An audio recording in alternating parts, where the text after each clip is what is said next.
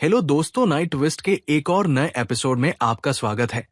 तो ये कहानी है एक अकेले ट्रक ड्राइवर रमेश साहू की, जो छत्तीसगढ़ के घने जंगलों में एक भयावह रात का सामना करता है। एक रहस्यमयी ढाबा, एक डरावना बूढ़ा और वो परछाइयां जो हर मोड़ पर उसका पीछा करती है। ये दास्तान आपको उस खौफनाक सफर में ले जाएगी जहां हर कदम पर मौत का साया मंडराता है। तो चलिए, बिना समय गवाए इस डरावनी कहानी को शुरू करते हैं। मेरा नाम रमेश साहू है।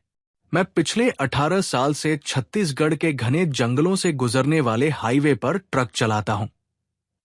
माल ढोना, रात रात भर जागना और सुनसान रास्तों पर गाड़ी चलाना मेरी जिंदगी का हिस्सा है।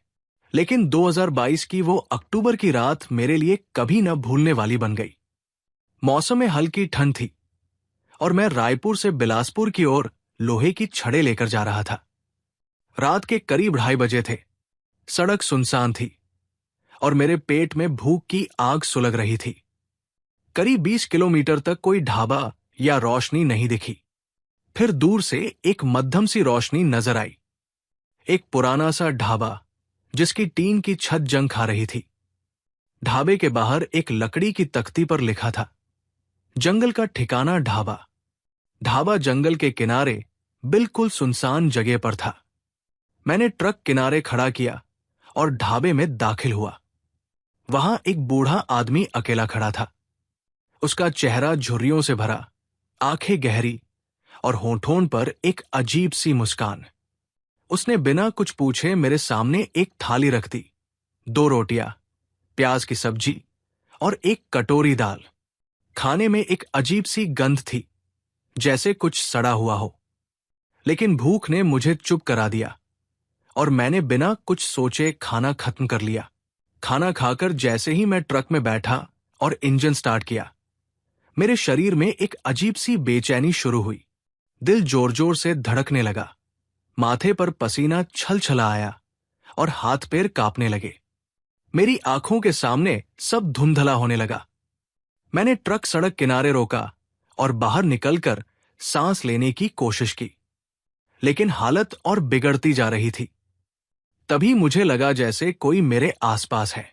मैंने चारों ओर देखा। ढाबा अब अंधेरे में डूब चुका था। बूढ़ा कहीं नजर नहीं आ रहा था, लेकिन ट्रक के पास एक परछाई दिखी जो धीरे धीरे मेरी ओर बढ़ रही थी। मैंने हिम्मत जुटाकर ट्रक में चढ़ने की कोशिश की, लेकिन मेरा शरीर इतना भारी लग रहा था जैसे कोई मुझे जकड़ रहा हो। तभी दूर से किसी गाड़ी का हॉर्न सुनाई दिया। उस परछाई का साया एक झटके में गायब हो गया। मैं किसी तरह ट्रक में चढ़ा और तेजी से अगले टोल नाके की ओर बढ़ा। वहां पहुंचते ही मैं पसीने से तरबतर था। चेहरा पीला पड़ चुका था। टोल कर्मियों ने मुझे पानी पिलाया और एक स्थानीय डॉक्टर को बुलाया। जब मैंने उन्हें ढाबे की बात बताई तो वहां खड़े एक बुजुर्ग ने कहा, बेटा, वो ढाबा तो 10 साल पहले जलकर राख हो गया था। सुना है उसका मालिक आग में जलकर मर गया था। तब से वहां जो भी रुकता है उसकी तबीयत बिगड़ जाती है। ये सुनकर मेरे रोंगटे खड़े हो गए। मैं वही जमीन पर बैठ गया। कुछ देर बाद मैंने खुद को संभाला और ट्रक को आगे बढ़ाने का फैसला किया। माल सही सलामत पहुंचाना मेरी जिम्मेदारी थी। ट्रक फिर से सड़क पर था। जंगल और घना हो गया था। चारों ओर सन्नाटा, सिर्फ ट्रक के इंजन की आवाज और पेड़ों की छायाएं जो भूतिया सायों की तरह लग रही थी। मेरा सिर भारी हो रहा था, गला सूख रहा था। तभी अचानक हेडलाइट की रोशनी में मुझे वही ढाबा फिर दिखा। वही टीन की छत, वही टूटी चारपाई और वही बूढ़ा आदमी दरवाजे पर खड़ा, जैसे मेरा इंतजार कर रहा हो। मेरे हाथ पैर ठंडे पड़ गए। मैंने ब्रेक मारकर ट्रक रोका। शीशे से देखा, वो बूढ़ा मेरी ओर देख रहा था। उसकी आंखें अंधेरे में लाल चमक रही थी। मैंने इंजन स्टार्ट किया, लेकिन ट्रक जैसे जमीन से चिपक गया हो। तभी खिड़की के पास एक फुसफुसाहट सुनाई दी, खाना अधूरा क्यों छोड़ा? मेरे कानों में ये आवाज गूंजने लगी।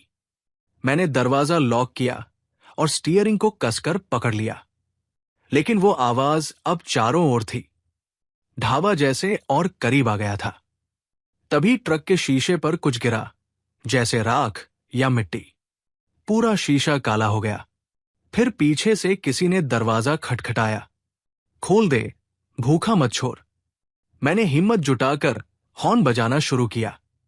तेज, बहुत तेज। जंगल की खामोशी उस हॉर्न की आवाज से टूट गई। वो साया और आवाजें एकदम गायब हो गई। मैंने ट्रक स्टार्ट किया और तेजी से आगे बढ़ा, लेकिन रियर व्यू मिरर में वो ढाबा बार बार दिख रहा था, जैसे वो मेरा पीछा कर रहा हो।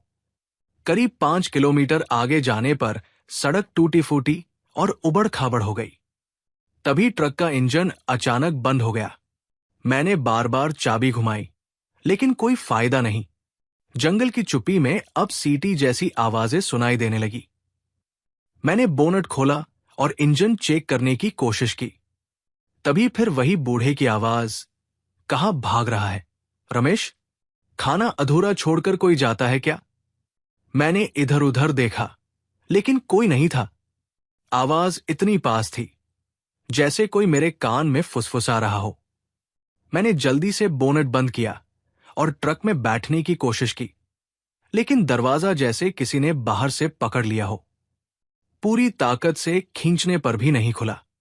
तभी ट्रक का हॉर्न अपने आप बजने लगा, इतनी तेज आवाज में कि जंगल गूंज उठा। हेडलाइट की रोशनी में सड़क किनारे कई परछाइयां दिखीं, लंबी, काली, बिना चेहरों वाली। मैंने जैसे तैसे दरवाजा खोला और ट्रक में घुसकर इंजन स्टार्ट किया। ट्रक गड़गड़ाता हुआ आगे बढ़ा, लेकिन वो परछाइयां मेरे साथ साथ थी। कभी पेड़ों के पीछे, कभी खिड़की के पास। कुछ दूरी पर सड़क पर एक सफेद कपड़ों वाला आदमी दिखा, जो हाथ हिलाकर मुझे रोकने की कोशिश कर रहा था। उसका चेहरा साफ नहीं दिख रहा था। ट्रक अपने आप धीमा होने लगा। वो आदमी अब हेडलाइट की रोशनी में साफ दिख रहा था। झुर्रियों भरा चेहरा, धंसी हुई आंखें और होठों पर डरावनी मुस्कान। मैंने डरते हुए पूछा, कौन हो तुम? यहां क्या कर रहे हो? उसने धीरे से सिर झुकाया और बोला, यहां मत रुको। जो दिखता है वो सच नहीं, भाग जा। उसकी आवाज में कंपन था, जैसे किसी गहरे कुएं से आ रही हो। मैं कुछ और पूछता, उससे पहले वो अंधेरे में गायब हो गया। मैंने ट्रक तेजी से भगाया। कुछ ही दूरी पर सड़क पर एक गिरा हुआ पेड़ दिखा। मैंने ट्रक रोका और नीचे उतरा। पेड़ की डालियों में कुछ सफेद कपड़े लहरा रहे थे। पास जाकर देखा तो मेरे पैरों तले जमीन खिसक गई। वो वही सफेद कपड़ों वाला आदमी था। उसकी लाश डालियों में फंसी थी, चेहरा काला, आंखें खुली और जीभ बाहर निकली हुई। मैं दौड़कर ट्रक में चढ़ा और उसे किनारे से निकालने की कोशिश की। तभी फिर वही ढाबा दिखा, इस बार सड़क के ठीक किनारे। लालटेन की रोशनी तेज चमक रही थी और बूढ़ा दरवाजे पर खड़ा था। उसकी आंखें मुझे निगलने को तैयार थी। ट्रक की हेडलाइट अपने आप बंद हो गई। चारों ओर अंधेरा, सिर्फ ढाबे की लालटेन की रोशनी। ढाबे के पीछे से कई साए निकले, लंबे, टेढ़े मेढ़े, जैसे जंगल के भूत। मैंने हॉर्न दबाया, लाइट ऑन करने की कोशिश की, लेकिन कुछ नहीं हुआ। ट्रक जैसे उनकी गिरफ्त में था। तभी खिड़की पर थपथपाहट हुई। बूढ़ा अब खिड़की के पास था। उसका चेहरा सड़ा हुआ, आंखें धंसी हुई और होठों से काला खून टपक रहा था। उसने कहा, यहां से कोई नहीं बचता रमेश, अब तेरा वक्त आ गया। मुझे याद आया कि ट्रक के डैशबोर्ड में एक पुरानी टॉर्च थी। मैंने उसे निकाला और ऑन किया। रोशनी पड़ते ही साए चीखते हुए पीछे हट गए, लेकिन वे फिर पास आने लगे। मैंने ट्रक की चाबी घुमाई और इस बार इंजन स्टार्ट हो गया। मैंने एक्सीलरेटर दबाया और ट्रक तेजी से आगे बढ़ा। करीब 5 से 6 किलोमीटर बाद जंगल थोड़ा खुला, लेकिन एक मोड़ पर फिर वही ढाबा दिखा। इस बार सड़क के बीच में। लालटेन बुझ चुकी थी, लेकिन ढाबा आग में जल रहा था। बूढ़ा आग के बीच खड़ा मुझे घूर रहा था। मैंने तय किया कि अब रुकना नहीं। ट्रक को सीधे ढाबे की ओर मोड़ दिया। जैसे ही ट्रक टकराया, एक जोरदार झटका लगा और सब काला हो गया। जब होश आया, मैं ट्रक की सीट पर था। सामने कोई ढाबा नहीं था, सिर्फ जंगल और सन्नाटा। घड़ी में 3:15 बजे थे। मेरी शर्ट पर राख की परतें थी और बोनट पर लिखा था, फिर मिलेंगे। मैं थरथर कांप रहा था। मैंने ट्रक स्टार्ट किया और आगे बढ़ा। करीब 20 मिनट बाद एक और ट्रक दिखा, जिसकी सीट पर वही बूढ़ा बैठा था। मैंने रफ्तार बढ़ाई। ट्रक का वजन जैसे बढ़ गया हो। साए फिर मेरे पीछे थे। ट्रक की बॉडी पर खटखट की आवाजें दे रहे थे। मैंने ट्रक एक कच्चे रास्ते पर मोड़ा और साए पीछे छूट गए। एक खुली जगह पर ट्रक रुका। वहां राख और जली लकड़ियों का ढेर था, जिसके बीच में एक तख्ती, जंगल का ठिकाना ढाबा। मैंने ट्रक स्टार्ट किया और मुख्य सड़क की ओर बढ़ा। सड़क पर खून के धब्बे दिखे। आगे एक झोपड़ी दिखी, जहां वही बूढ़ा कुल्हाड़ी लिए खड़ा था। उसने सड़क पर कुल्हाड़ी मारी और ट्रक का पहिया एक दरार में फंस गया। मैंने डैशबोर्ड से डीजल का कनस्तर निकाला और बाहर फेंककर माचिस जलाई। आग भड़क उठी और साए चीखते हुए हट गए। ट्रक रिवर्स में निकला और तेज रफ्तार से दौड़ा। सुबह हो चुकी थी। सूरज की किरणें जंगल पर पड़ रही थी।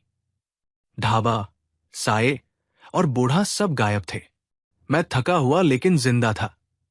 उस रात के बाद मैंने कभी छत्तीसगढ़ के जंगलों में अकेले ट्रक नहीं चलाया। बने रहिए ऐसे ही स्टोरी के साथ। और हां, आपको हमारी कहानी पसंद आई होगी तो वीडियो को लाइक करें। चैनल पर नए हैं तो चैनल को सब्सक्राइब करें। और हां, नोटिफिकेशन बेल को जरूर दबाएं ताकि अगली अपडेट सबसे पहले आपको मिले। आपका अपना चैनल नाइट ट्विस्ट।